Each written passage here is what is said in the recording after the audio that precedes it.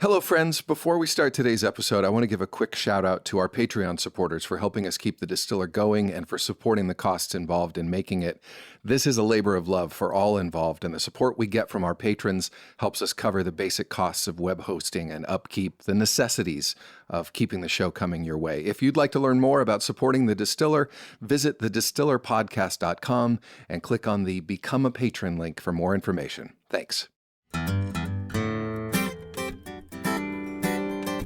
If you really are concerned about natural, go for it. If you're concerned about health and nutrition, scrap the labels, turn the package around, and look at the nutritional panel, right? All those labels are there for a reason, and usually it's not to communicate what's good about it, it's to market you something. I'm Brandon Dawson, and this is The Distiller, a podcast about how we find meaningful work and how we find meaning in the work we do. My guests for this episode are Lew Weeks and Tony Moore. Lew and Tony are both flavorists or flavor chemists.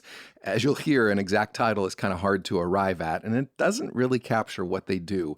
Tony and Lew create the flavors that you experience in food and drinks every day. Part art, mostly science. Flavor chemistry is a field that nearly every American experiences every day and about which most of us know nothing. There's a lot of discussion about what goes on in the things we eat and drink, but how often do you get the perspective of the people who actually create the flavors you experience? Well, today you're going to. I talked with Lew and Tony at the Overlook Lodge. If the name sounds familiar, it's because this Cincinnati bar is named after the Overlook Hotel. It's a tribute to the Stephen King novel and the 1980 Stanley Kubrick film, The Shining. The Overlook Lodge is complete with rustic decor, a manual typewriter, axes hanging from the walls, and the old CB radio to call for help that will never come. I talked with Lew and Tony about the complex relationship they have with food, given their close relationship to it, and how they both got into the field of flavor chemistry in the first place. We talked about how two people who are intimately involved in what goes into making so much of what we eat and drink feel about the foods they consume, about organic and natural foods, additives, GMOs, and about the idea of flavor as it relates to taste and preference, and whether these are skills that can be learned or that you just have to be born with. Although they work in the same industry and for the same company, their jobs are very different. Lew is an applications scientist. She makes flavors in the lab every day. Tony is on the innovation side, creating new flavors, predicting what people will want a year or two from now. Their perspectives and their rapport, as you'll hear, are a lot of fun. So grab a drink and listen in as we talk flavor chemistry and food science with Tony Moore and Lew Weeks on The Distiller. Cheers. Cheers! Cheers! Thank you both for coming. Thanks for having us. Thanks to the Overlook Lodge I hope for I'll be answering your questions. hosting. Oh, you will answer the questions. This is one of my wife and Emily's favorite bars. Well, I mean, it's cool. like right down the street from your house, but it's a great place. It is. Let's start off by saying that we're in the Shining themed bar.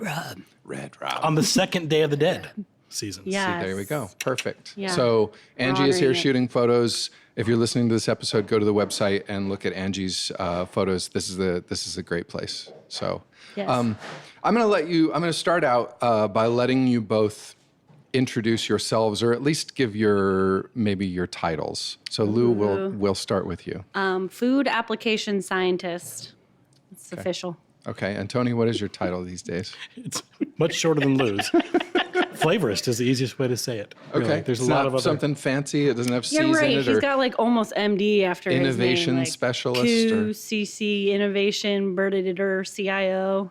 Lew's going to give your titles. Come on. At the end of the day, I still Come make stuff on. stink. That's what I do. Yeah. Stuff stink. Yeah. True. All right. So you both work for Flavor Producers, company on the north part of Cincinnati here. You are both involved in the flavor and fragrance. Not so much fragrance. Yeah. Okay, just flavor. Flavors do have a smell. Yep. So we Okay. do care about that, but we are not perfumers. Okay, you're not perfumers. Or Different perfum- world. Okay.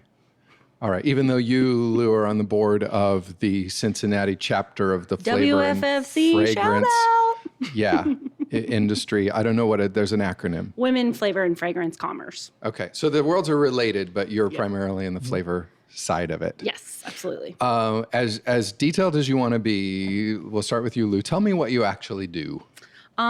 Simply, I am take let's say, Tony's flavor creations, and I apply them to alcohol, to baked goods, and to food products.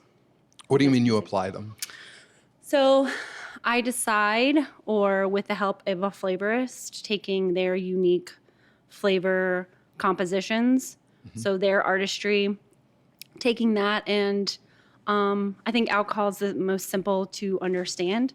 If somebody's looking at a pineapple vodka, that's coming from a flavor, most likely. So in order to get a fresh pineapple or juicy pineapple or something the customer's looking for, that's my job to kind of interpret that. Okay. So Tony, or somebody like Tony, comes up with a creation, with an idea, does the initial work of maybe what the formulation is going to be, or you do that? I think Tony does I don't want to speak for you, Tony, but the creation of that flavor, and I'll take that flavor and interpret that into whatever the customer or what I think would be popular on the market. Making it an actual product. Yeah, finished consumer product. Okay, great. Yeah. And Tony, what would you say you do? As a flavorist, I create flavors, but we have several thousand ingredients that we're allowed to use, legally to use to make flavors, of which we focus on natural and organic products, so it's a much more limited number. Yeah. So Lou's right. I will make maybe the first draft, but it's a pretty collaborative process. Absolutely. It's pretty often Lou says, Tony, this sucks. Or I'll say, hey, It's horrible. I want this yuzu flavor, and Tony has to go and research yuzu oil and how we can get that from Japan and make this happen here in the United States. Okay. What is yuzu? It's a very fragrant, citrus-forward, lemon, grapefruit, bergamot kind of flavor-forward citrus from Japan. Okay. So. I'm really excited. Honestly, several people have asked me, why did you start this podcast? And Tony and I have been friends for about a decade. Yeah. Most of the time when people ask me why I started this podcast, I reflect back to one of the first times you and I ever drove up to Lakeside. In a snowstorm behind a semi-truck. In a snowstorm behind a semi, white-knuckling it.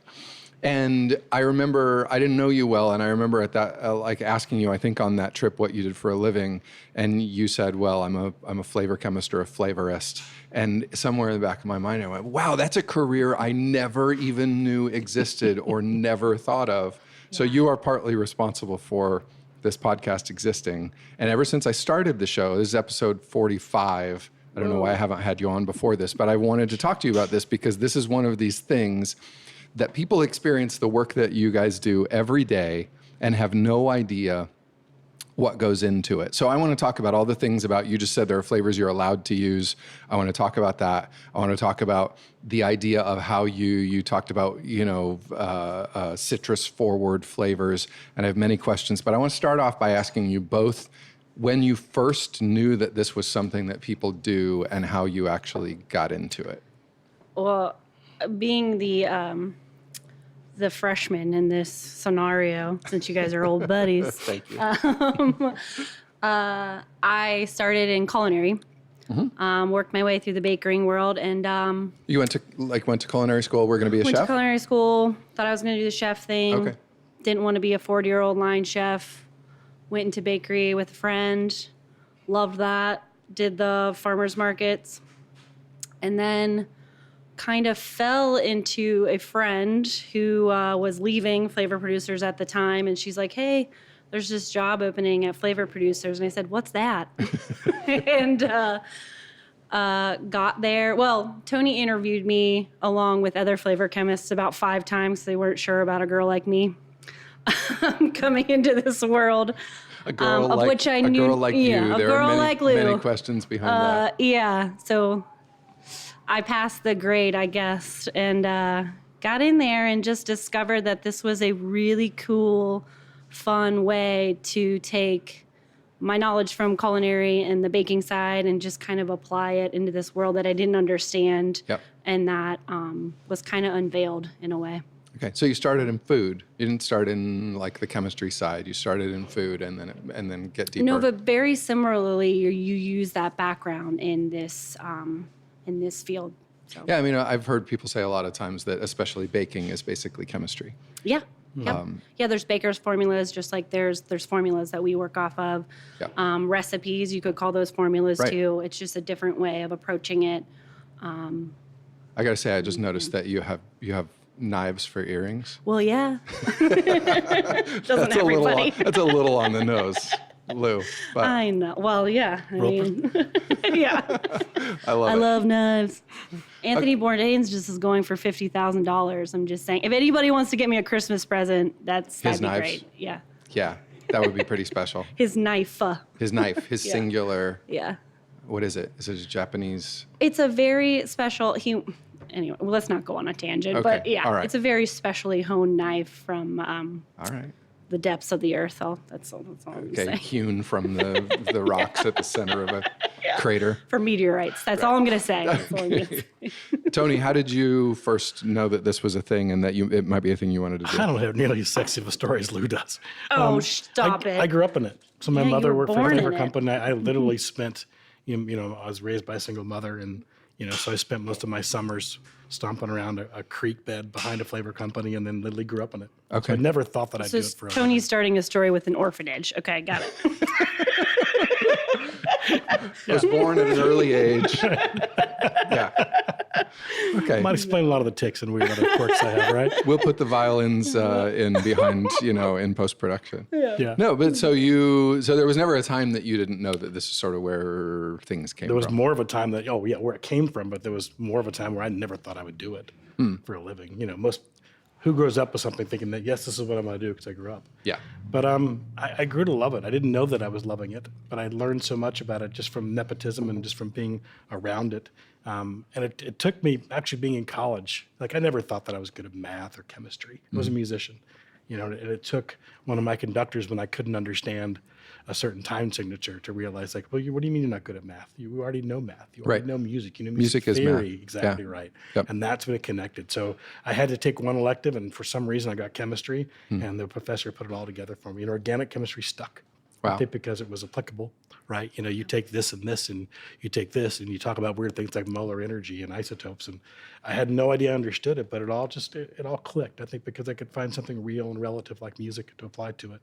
And it's a unique craft, which is a craft because it's equal parts art to science. I think that's what really got me. When I realized it was that, like being kind of probably naturally a bit ADHD and maybe OCD in some ways, you can That's take just saying it lightly here, folks. you can take both of those things, you know what I mean? Yeah. And then also it's something you can never perfect because it's so subjective. Right. You might think this is the most awesome yuzu flavor in the world and then find out, well, somebody thinks something differently of it. Yeah. There's something really addictive about that.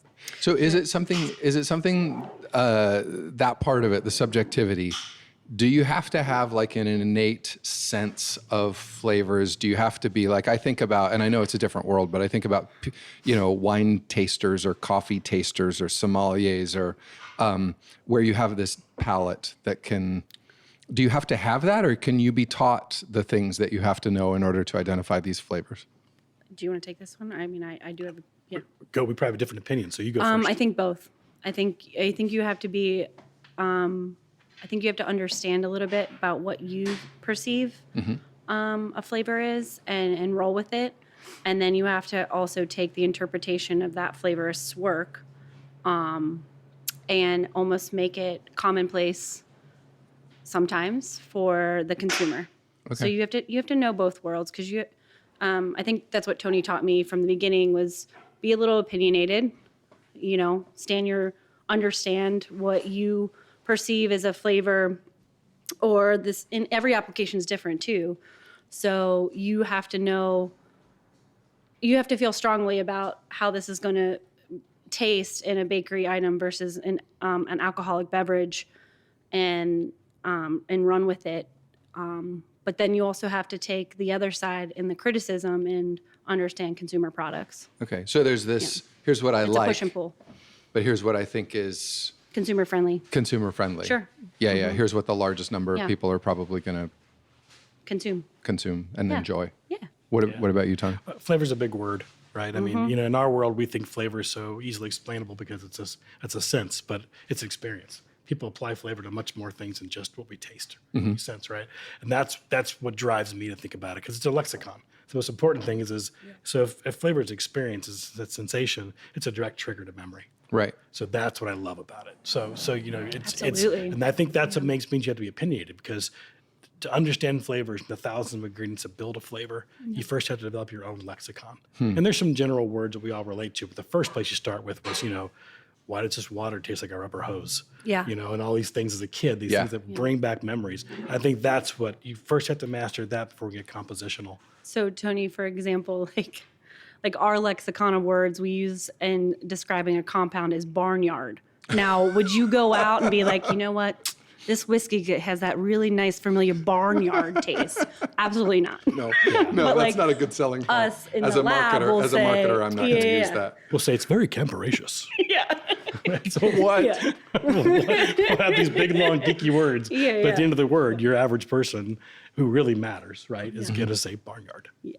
There was something, we were talking the other day, and there was something, I don't remember what we were drinking. Was it a gin or something? And you said that there was like a soapy, it was the wine. The other night you were over at my house and we were drinking that bottle of wine, and you said there was a note that this particular local wine had that was difficult to find. And what was it?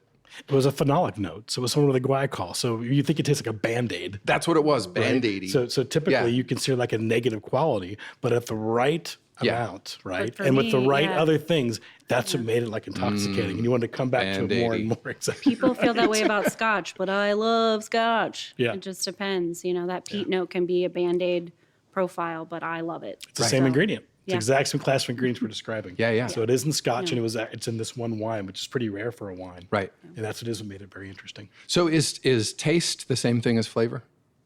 No. Yeah. No. Because you're dealing with aroma compounds as well as So taste is just a mouth thing, and flavor is aroma and nose, and is that what it is? Well, Tony, I'll let you answer this one then. We're going to both screw up, and Alex Cahoon, our sensory scientist, is going to kill us for butchering this. I'm going to guess that he or she does not listen to the She. podcast, so I think you're fine. Yeah, she's We'll going have her mute this part. she's going to kick our arses. Different people give you different answers, but I do think they're different.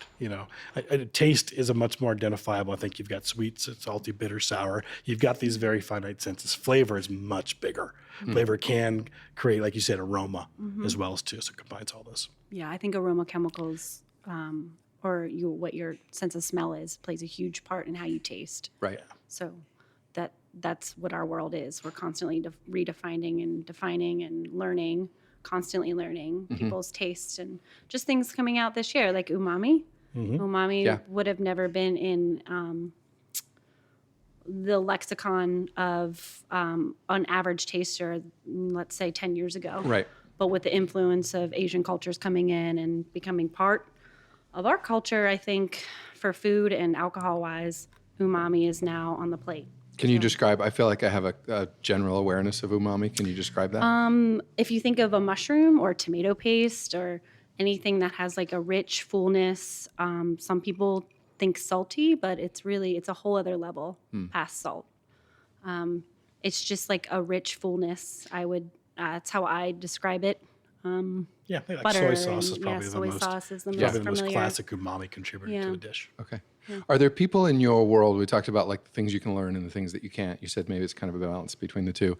Are there people in your world who are like the rock star flavorists? Yeah. Yeah. Who are they and what makes them? Well, female-wise, I'll say Marie Wright. I was about to count down. We're going to say the same thing. She's a flavorist just across the river. And she's then not- Tony Moore. Male, no. I don't know. Marie Wright always seems to come up and Yeah, and she's also married to a gentleman named John Wright, who is one of the authors of one of the books that we use as a reference and have used for decades. Okay. So they are certainly like a power couple in the flavor world, and rightfully so. They're both very strong, and they both probably shaped our industry. What are they great at? Ooh, I probably shouldn't have done that. Sorry. It's fine. Justin will deal with it. It's Sorry, okay. Justin. It's okay. yeah. Boy. Her husband, John Wright, obviously probably the book that defines a flavor and talks about what it is to be a flavor company, what it is to be a flavor chemist. And Marie, I think, is really, everyone's going to say something different. For me, I think she's unabashedly pushed creativity into the flavorist world, where we were probably kind of the stepchildren to a perfumer. Yeah. You know what I mean? The perfumer's Right. probably seen a little more creative because they can start with these unknown compositions. For us in the flavor world, we always do usually have a goal, like make this taste like strawberry, make this taste like yuzu. Perfumers just have more of a compositional sense. She's pushed the boundaries of that, at least the perception of that. So I think she's very responsible for pushing creativity. But known outside of the industry, or just really a rock star? I don't within? know.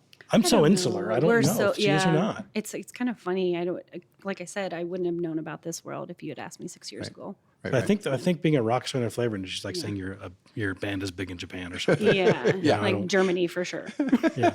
I just really offended Japan. I'm really sorry. Yeah, Nobody they're the listens David to Japan. Hasselhoff of Germany.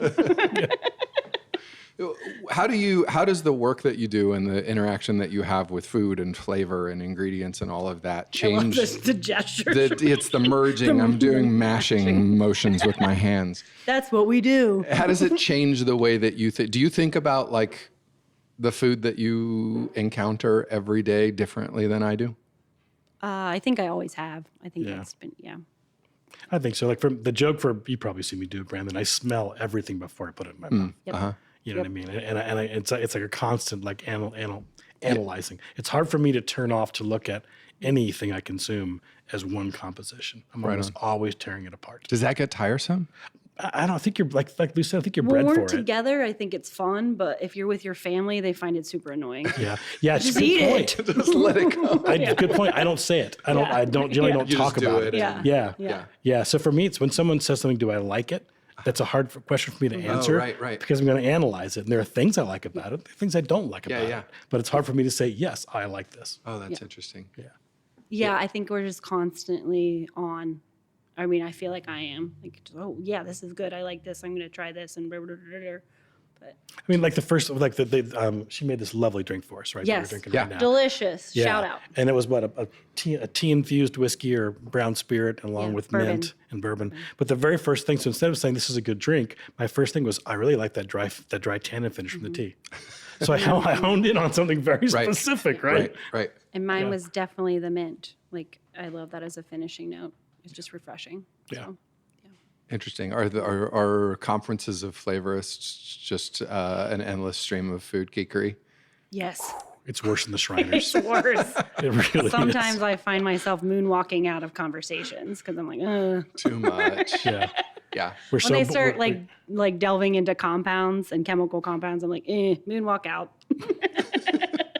Well, so the other side of that? What do you wish that the general public knew about their food or their beverages that they don't? I think that for me, and Tony might feel differently, but understanding that when you look at a composition of banana, it's made up of 1,000 chemical compounds.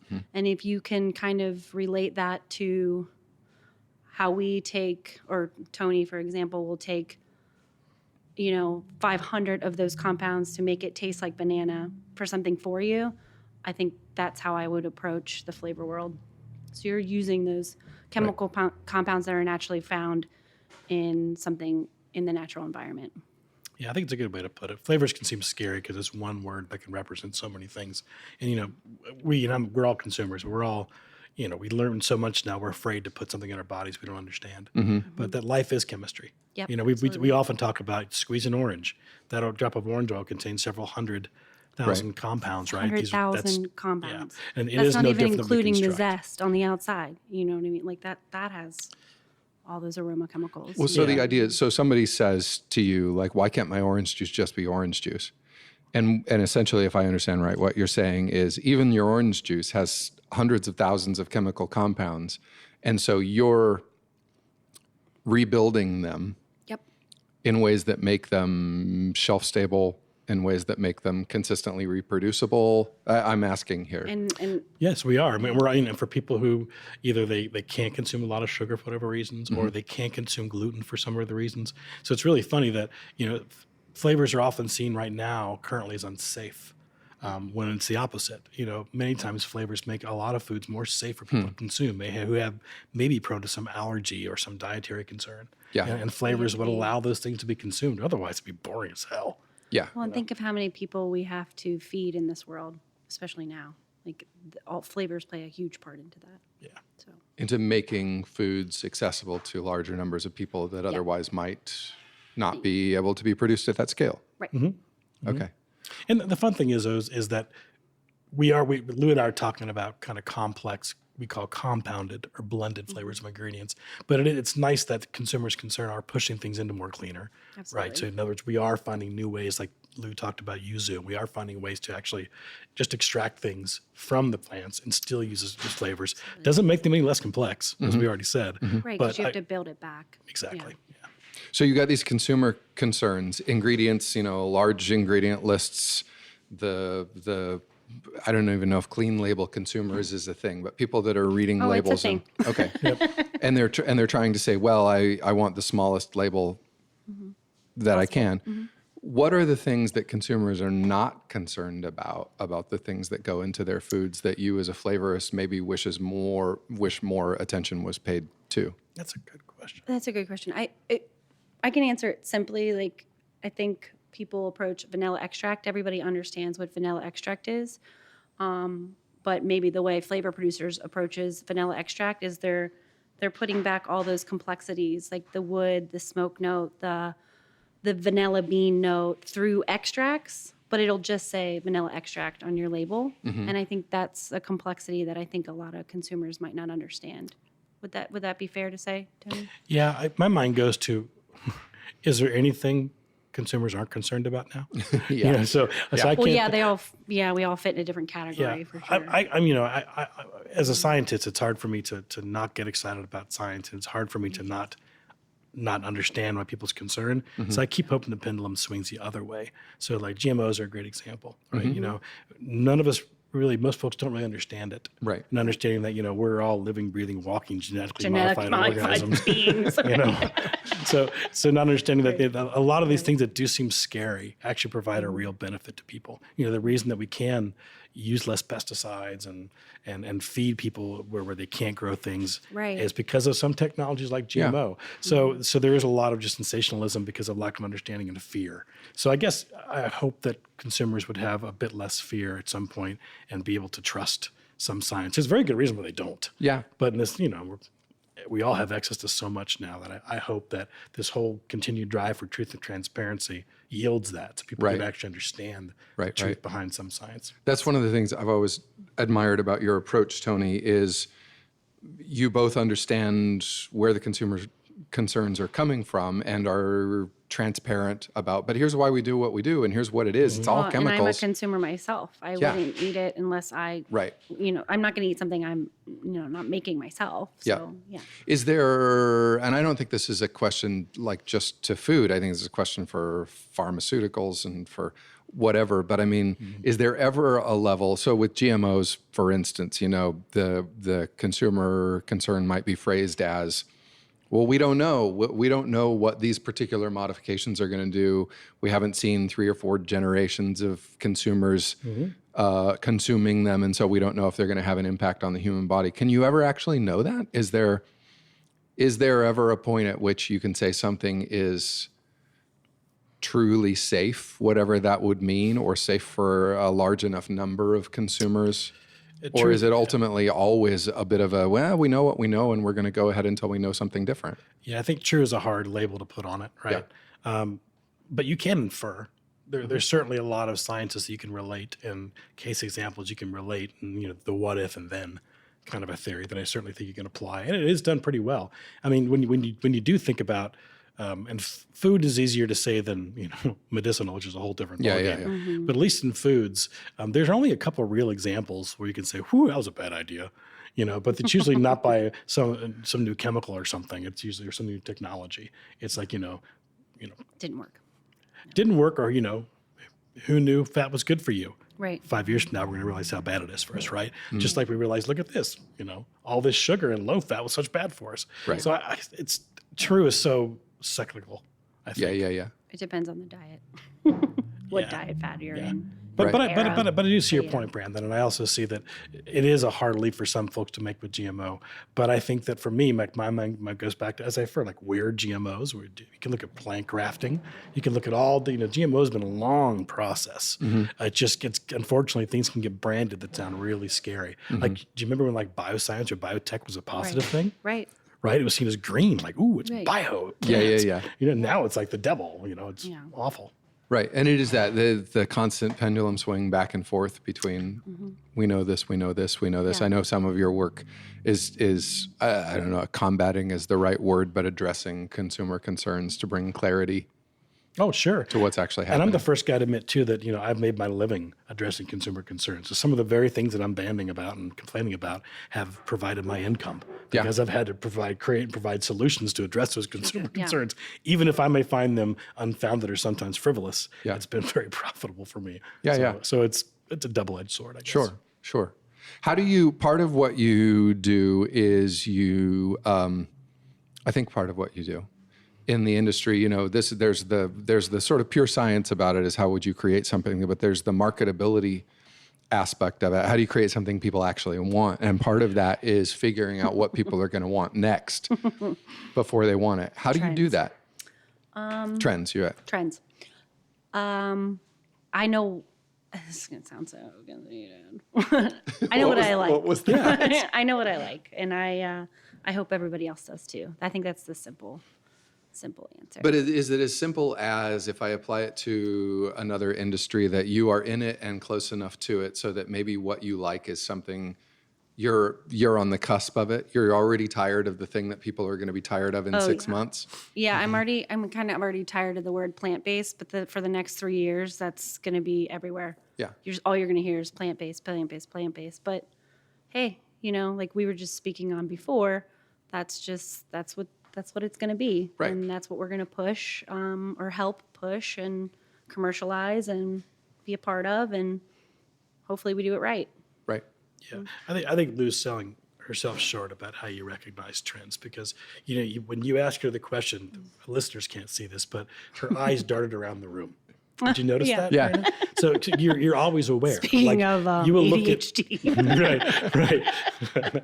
But you will. But it's interesting to walk, like whether it be to have a meal with her, a drink with her, or walk a trade show with her. That it's this constant, like just a sponge of input to feel for trends. So you're looking. So I watch you create. Kind of an overall drink or something. And you won't just look at like the normal sources like, Mintel or whatever sources we can look at. No. I guess, that's fair. Yeah. So I watch you. You're constantly looking at any kind of source for input for trends. And you do that, you look directly. So we have a very different way for trends. Like for me, I keep diving, like I've already said the word truth and transparency. For me, that's probably the root of a lot of the trends we're seeing now. And it sees itself spin off, which is great, but it's very obtuse. It's hard to relate to, which you have a much better way of looking around the room and finding things. And you do, I think, and I don't know if it's repetition. Like I've thought this about you. I don't know if it's a repetition that you see, that you predict a trend.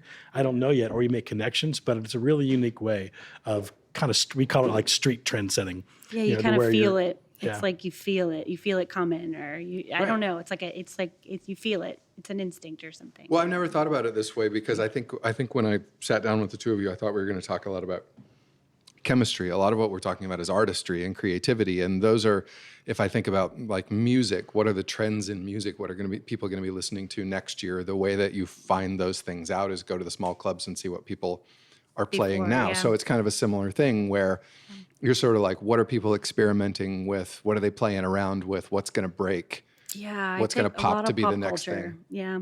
Mm-hmm. And then from my childhood, I love movies. So anything that relates back to a movie, I'm going to try and Are flavors cyclical in the way that pop culture and music are cyclical? Yeah, I think that. Yeah. Maybe not. Or Twinkie's going to come back around. That's really what I want to know. Nostalgia is a big word for us. We do have nostalgic flavors. Maybe I shouldn't say this. You might have to like cut this out, but vanilla, mermaid, unicorn. They're all vanilla. So yeah, it's whatever that popular word is or what people are using. The next one will be like dragons or like, you know what I mean? A fantasy flavor Right. that I think whatever's the insert word here of the era. Yeah, whatever we're labeling the Vanilla. trend. The vanilla trend. Yeah. So you said you do it a different way. Your thing, you mentioned that you're looking at transparency and honesty and labeling. How are you thinking about innovation and trends and what's coming next? Because I think one of the things that you're known for is accurately predicting those things and Lou can tell me if I'm wrong about this, and creating them in ways that are authentic when they pop, that there they are and can be used in a number of different types of applications. Tony's background is organic, and I think he's very familiar and can sit in that very comfortably. So I think that helps him create and look at this landscape easier than a lot of other flavor chemists, if that's... Say more about that. What is having organic as his landscape allow him to do that's different from other people? Because he can look at things clean and clear. He can understand it at a different place where he starts from. level. He's not trying to back something into a cleaner expression. Yeah, he's of not it. trying to look at an old formula and create it to be organic. It was already organic to begin with. Is that Sure. I think it's clean and clear. Those are all compliments. Yeah. Thank you. Essences, extracts, he builds them back in so that something is what we're seeing as a trend right now, he was already doing. Okay. So, yeah. To answer your question about the trends, I do look at things like, we can look to some of the flavor trends now, which you said, I think you said nostalgic. And if I go towards that, I take that back to comfort.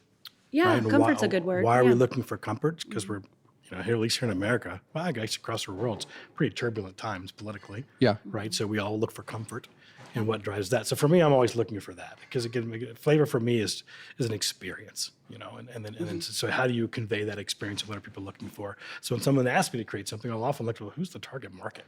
Yeah. Like, who am I creating for? Sometimes it's really granular and they just tell you exactly what it is, but oftentimes it's not. And even sometimes they don't realize it's not. So you look for that. So you look for the brand. What's the brand trying to convey? And so sometimes we'll help that be flavor drivers as well too. Yeah, I think custom is important. Yeah, you have to customize sometimes, well, more than often than not, towards that customer. Yeah. I think it's really interesting. Like, I hate to throw politics into the conversation, but Go right ahead. But Let's do it. I know my interviewer. But if you do look at the Obama years and you look at some of the flavors and the flavor combinations that come, there's very adventurous. Right, we saw a lot of cross-pollination. That's when we started to see all these fusion-type flavors, a mixture of sweet and savory and spicy. And you look at the last 4 years, things have really gone back to nostalgic, comfort. Wow. comfort, safe. Yeah. You have seen a really resurgence in Seedy. Safe. No. Seedy. Oh. That was a joke. that. How do I convey a bad comb over into a flavor? How do I do that? A lot of orange. Red a hot. lot of orange in things these days. Yeah. No, but it's interesting because people look to food, like you said, people look to food for comfort. If they're not getting it in the general vibe, then it needs to be sort of more strongly presented in the things that they're buying. That makes perfect sense. Yeah, and that goes all the way down to the ingredients that we use and drive and the trends for it. Absolutely. Yeah. Yep. So it's pretty interesting. That's the other fascinating thing about our world, I think, is that how much, whether it be pop culture, political culture, socioeconomic pressures, it all comes down to what we experience and all comes down to what we create. And I think that's just a distillation. Yeah. No pun intended. Thank you. Thank you for getting I knew that you were in. going to try and pull one of those in there. What are, for both of you, in the work that you're doing right now? So this is a general look at like the work that you do in general and how what both of you do sort of relates to each other. In the work that you're doing right now today, what are the greatest challenges to what you're doing? What are the hardest things? If there is something that sort of like keeps you up at night or that you go into work thinking, I'm not sure how I'm going to do this, what are the things that you face in your daily? Well, my world's a little different lately, so I'm not just a straight flavor chemist where I'm given very granular, specific tasks now. I do live in the world of what our industries call innovation, what I think is full of shit because it's such a huge word. You cussed before me. I did? You just missed your opportunity. We'll just roll back. That's We'll on roll you, back Lou. the tape. You just let it all fly before. So I think that's it for me is we do have these boxes that we have to live with, clean label, plant-based or whatever. So I wouldn't say it keeps me up at night in a bad way. I actually kind of like it. Yeah. But it is doing that. So how do we find a way to be innovative, but also meet all these consumer current concerns and demands? That's probably it, because we're such a label-driven kind of world now. All these labels communicate certain things, and trying to do it all within that box is probably the biggest challenge. I know that's kind of a big statement. I'm not saying anything real, but that's probably the biggest thing that keeps me. Yeah, to play off of that, I mostly feel the same way. Sometimes it's hard to be creative. I tend to, as Tony he knows, I tend to color outside the boxes. And sometimes for this very science-driven community and being in a lab and understanding that there are parameters, and sometimes I think that would be my challenge. I love walking into my job. I love the job that I do. Sometimes I have to be like, okay, Lou, hone it in. And I've been told that. You haven't been told that by me. Yeah. What does that mean, though? I mean, does that mean, how would you approach tomorrow differently if you were honing it in appropriately? Because I want to do 1,000 things. I want to show a customer or a consumer a different way of approaching things, or I think this is the flavor that I think you should try, or different layerings, or all those kind of things. And sometimes you got to be like, okay, this needs to just be a simple strawberry flavor. Like, just do that and be happy. Just make the consumer. Yeah, it doesn't need to be layered. It doesn't need to be. Happy. Yeah, just make the customer happy. Yeah. Sometimes can be difficult. So on a daily basis, you're standing in the lab. Mm-hmm. You got your with the lab coat on and safety glasses, goggles on, and your safety glasses, and for the most part, you're mixing, making. I love your hand gestures. Sorry, it's all hand gestures. Mine's usually a pipette here, folks. But unless it's a bakery application, I'll give you that. Imagining what you're doing in the day, you are a chemist. That's a hard word. I wouldn't. You would look like a chemist, though. Yeah, I would look like a chemist. You're in a white lab coat. Yeah. You're in a lab, and you've got beakers and Erlenmeyer flasks and all different kinds of things. And you're sponsored by Erlenmeyer. We got to get the shout out. Sponsored by Erlenmeyer. And magnetic spinners and everything else. So yes, you look like a chemist. Yeah. Okay. Was that a challenge for you in terms of, you said you came into it through the food aspect. Tony talked about the connection between math and music. Mm-hmm. Has the chemistry side of it been something that was challenging for you? Yeah, I had to get used to the word's usage rate, and I had to get used to the word grams. And I mean, that's easy in bakery. They have like grams and the metric system, but when I'm at home or I was cooking in a kitchen, it was a dash of this, a dash of that, make it taste good kind of atmosphere, and just, keep going. And sometimes this is way more organized in a way that, because it has to be repeatable. It has to be repeatable. It's a formulation, and it has to be, ready to go to a consumer and ready to be upscaled. Whereas, food and bakery can sometimes be more creative, whereas bakery is a science too. Like you have to be spot on for measurements, but. Yeah, Lou's job is literally take what we're drinking in this tumbler. Yeah. With all these different components she's put in and make it into a formula that somebody can make in a huge vat and put into a bottle and ship all over the world. Yeah. It tastes exactly the same over right. and Have over it be as it did on my benchtop. The same 1,000 times from now as it is right now. Yeah, so there's a lot of science in there. Yeah.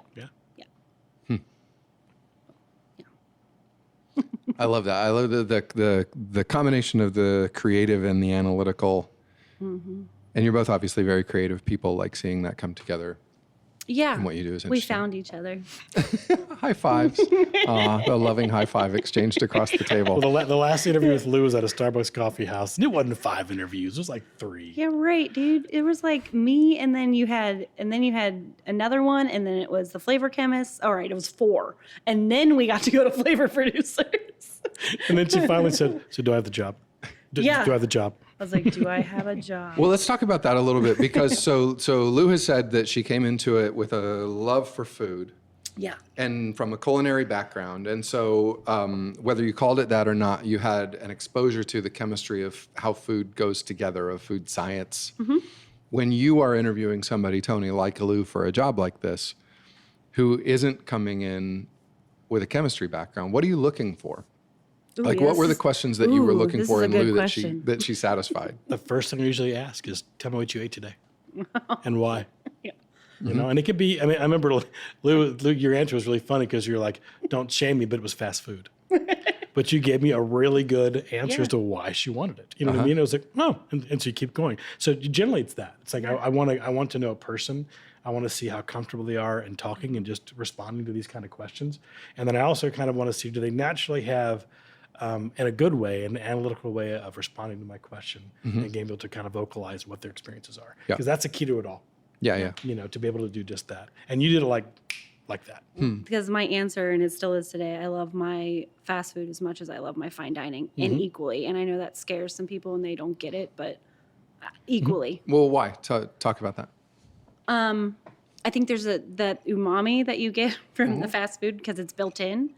And whereas like in fine dining, you have to create that umami.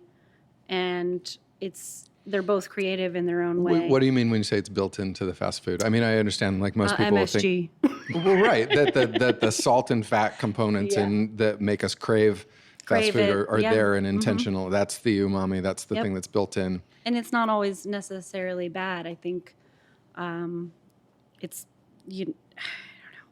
I don't know how to answer. I love them both. I don't know. Yeah. You have an appreciation, just like somebody might have an appreciation for, you know, abstract art and impressionist art, you know, like different types. Oil paintings versus, you can appreciate the construction of it for all its subtleties, even though it's different types. I love a lot. I think that helps too.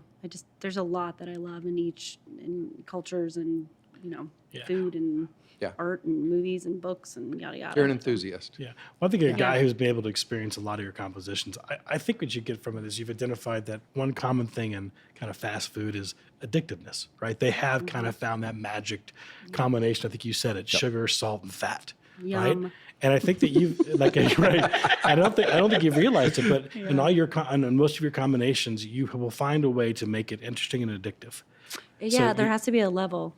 And not just in those kind of taste sensations, but you'll find a way to do it sensorially too. So you mentioned like flavor waves. So in other words, it's interesting. So you will taste like just a seltzer water that has no caloric value, no fat in it at all. But just with the way that you're blending flavors and ingredients, you might get your first sip might get this, your second sip might get something else, the third sip you might get something else. Well, then you want to go back again because you forgot what it tastes like, right? And then it's over and over and over again. So you found a way to make these things still addictive. So you found a way to take, I think, kind of a fast food addictive quality and apply it to something much more sophisticated, whether it be a liqueur or a cocktail. I think Tony needs to be my spokesperson. It's so much more elegant than I am, but yeah, for sure. What's something recently that you have tasted, food or beverage or whatever, that you, with that approach to it, has really blown your mind? That if somebody's listening now and they say, I'm listening from a flavorist's point of view and I want to go out and think about my food in a different way, how can you begin? Guide them into an experience of something that they can go find this on the shelf or at a restaurant and remember, they told me that these would be the waves, or that this would be the experience they had. Anything? You go first. Me or you? You go first. Me? Well, I was trying to talk you into going there to get this afterwards. So I think it's this whole trend of people recognizing that bitter's not always bad. Yeah. I know that's a commonality we share, Brandon. Yep. But it's finding its way into common culture now. You know, and they're blending sweet and bitter to get this kind of dry palate. And I was trying to talk Lou into going over to Deeper Roots. Talk me into it. I already said yes. What's he done? Because what they're doing is they're taking coffee, which is obviously bitter, and mixing it with tonic, which is also bitter, right? With sweetness. So these different kinds of bitter to make it, again, really interesting. Right. Yeah. Deeper Roots is a coffee place here, both a roastery in Cincinnati, and they have coffee shops. But they do really fun stuff. And we did an episode last season at one of their places, but I need to talk to Les and the guys and actually interview them about what they do. So I haven't had their version. I just read about it. But when we were in Europe, Melanie and I were able to make one of these this chain of coffee shops called Nero, and they're nothing fancy, but they were doing that right there at the barista. They were taking like fever tree tonics, and they're blending with different kinds of espresso, whether it be ristretto pulls or different cultivars with the different things, and it was gorgeous. It was beautiful. Is it similar? I mean, cold brew and nitro cold brew is a huge thing now. Is it an experience in any way similar to that, or is it different? If somebody's thinking, why would I like that? It's different because you're adding like another type of bitter experience, but also sweetening it to make it more palatable. It's multidimensional. Yeah. And it's a fun experience that you can keep drinking and drinking. I think that's a note to how good something is that it's not just one sip. You want to keep consuming it to pick out the layering, and whether it's subconscious or not, you're enjoying it in a different dimension.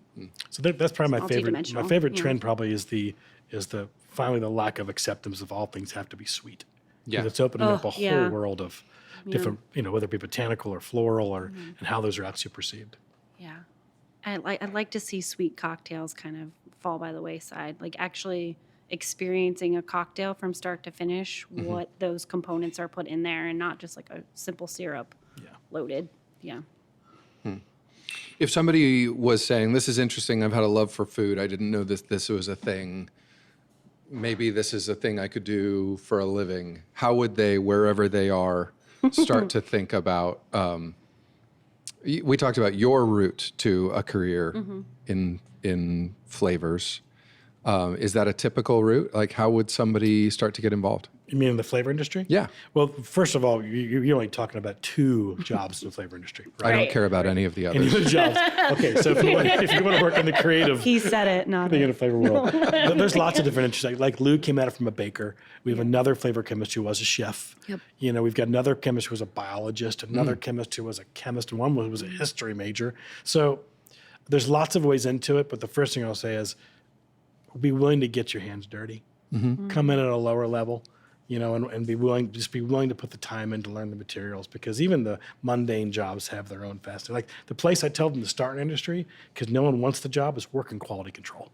Yeah. It's horrible. You're going to get beat up, but it's going to help you get thick skin, and you're going to taste every single one of the ingredients we use to create flavors over and over and over again. Tell me, describe that job. Is that what you're literally doing? What is quality control? Is it making sure that things are consistent from application to application? Is it safety? Is it... It can be all those things, but what I'm referring specifically to is, as I said earlier in the conversation, we have a few thousand ingredients that we can use to make flavors, right? And these are all raw materials that we buy and bring in. So a quality control laboratory technician has to analyze, test, and taste every one of these raw materials, right? They also have to analyze, test, and taste all the flavors before they go out. And they have to look at the formulas. So you end up just with this huge bed of knowledge. So if you really do want to work in the flavor industry, that's the place I would build start. up as a starting point. Yeah. Yeah, it's a huge breadth of knowledge that you're already coming in with. Yeah. All right. Where do you see, you talked about things you want to see. You want to see sweet cocktails go by the wayside. Yeah. We talked about like clean label and things like that. Where do you see the industry going? Like if the listener right now is your buddy, and we used the music analogy earlier, and you're saying buddy. like, here's what you're and nothing proprietary. I know. Yeah. But like if you want to give people the lowdown about like, here are things to watch for, or here are new flavors that you're going to see on the shelves at Trader Joe's. Is there anything that you can give up about things that are coming down the pipe that people may not be experiencing yet? I think pumpkin spice. Yeah. Sorry. Halloween was yesterday. That's over. That's right. Nobody's ever tasted that before. So I think that's going to be a new hit. No. Yeah, that new little chain called Starbucks. Yeah, really select. What's the first flavor that More comes to your mind, savory. though? So something like, what's the very first flavor that comes to your mind? I that you always think savory immediately. Like I love rosemary. I love rosemary to have its heyday, and then mix that with the citrus profile. Any new citrus, tangelo, pomelo. In what sort of yuzu. an application, to use your word, in a drink? Tonics would be fun. I think we mentioned that earlier. Something where you're still kind of seeing that water, but what's the next water? What's the next seltzer? What's the next, Tony had mentioned bitters. I think tonic is a way to go. you guys had played around with hops for a while. We did. I think hops would be cool to see. Yeah. In different applications. So yeah, savory bitter. That's where I. Cool. And you just mentioned a combination. So you took something that's recognizable like a citrus, but something that's a little more maybe unrecognizable about that citrus, Yeah. and then blending it something that's not citrusy like a spice or savory, right? Yeah, I did it and didn't notice it. Sorry. Yeah, that's That's what you do. Yeah. but like for you and I, we think that's commonplace now. But I think you're right. I think we are starting to see those kind of combinations Come more, up. Yeah. Yep. more and more. Yeah. Last question for both of you. From the position, we talked a little bit about consumer concerns. If somebody's listening to this and they're saying, okay, I've been really concerned about labels and I've been really concerned about ingredients and I don't eat anything that's not organic or natural. And you're saying everything is chemicals. Yep. On some level. What can somebody who is increasingly coming at food from a fearful point of view, and this is a big question, but is there anything that you can say, here are things that you can learn or pay attention to, or orientations that you can have for your food that can allow you to still eat healthily and not be motivated by fear? Sure. Well, first, to give kind of a flavor industry PSA, I'll say that of all the things we eat, the ingredients that go in flavors are probably the most tested. Of all the safe. things that we use, and probably the most safest things. Yeah. They also are the thing that contribute no nutritional value to the product you're eating. That's the funny thing, because there's such a low levels. So I wouldn't be fearful of flavors. But I would be fearful about truth in labeling. It's getting better and better. Yeah. But there's so many things that masquerade as calories, which we're concerned about, or masquerade as allergens. I think that's probably the thing we're concerned about. Again, that's a very selfish PSA. But the other thing that's funny is there's this whole conception that if it's natural, and I say this because I'm a natural organic consumer, but there's this misperception that just because it's natural organic, it's healthy. Yeah. And that continues to be a huge misperception. Yeah, what is something, and I want to hear your answer to the question too, Lou, but what is something that you can look for? If natural is not a label that has consistent meaning, are there labels out there that actually have meaning, that if a consumer is looking for something that they think means natural, that they can pay attention to? Yeah, but I think it depends on what you care about. Yeah. Like if you're really concerned about the environment, right? Buy organic, because organic is not necessarily a health movement; it's an environmental movement, right? So if that's your concern, look for that label. So make sure the labels actually match what your interest or concerns are about. Right on. If you really are concerned about natural, go for it. If you're concerned about health and nutrition, scrap the labels. Turn the package around And look at the look at the ingredient nutritional statement. panel, Yeah. right? So it all depends on what you're really concerned about. Gotcha. Yeah. Because remember, I mean, all those labels are there for a reason, and usually it's not to communicate what's good about it; it's to market you something. Yeah. I think that's kind of an important thing to remember. Like the non-GMO Project Verified group, right? Everyone looks for the butterflies. They think it's non-GMO. It's not even government regulated. It is a for-profit organization. It's a marketing symbol. It's a marketing symbol, right? Interesting. And they change their laws regularly. So maybe that's one of the biggest specific things Misconceptions. is find out if the labels that you're looking at are driven by for-profit groups. Yeah. Yeah. Turn your package around. I think Yeah. that's what Tony just said. Turn your package around and look at the ingredient statement Right on. and then nutritional panel. Cool.